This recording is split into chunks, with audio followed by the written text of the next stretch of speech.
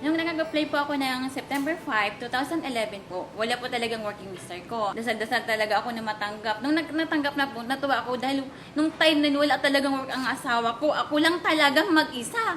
Ay, dalawa yung anak ko. Yung panganay ko po, Marvin Aurigi, that was third year high school po yun. Napatapos ko na po siya ngayon. At the same time, mayroon na rin po siyang permanent work sa Vera Mall po. And then, and my daughter is Mercy Ellen po. Ngayon po is taking up grade 10. Sobrang thank you po talaga ako dahil hindi po talaga nila ako pinabayaan.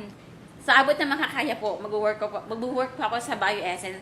Hanggat kaya ko pang umakyat dun sa bed para mag-massage. At kasi napakamahal ko po yung work ko. Dahil, kundi po dahil sa inyo, wala po talaga ako ngayon at hindi makapagtapos ang aking anak na lalaki. Maraming salamat po. Sana po maraming taon na pagsamahan po namin.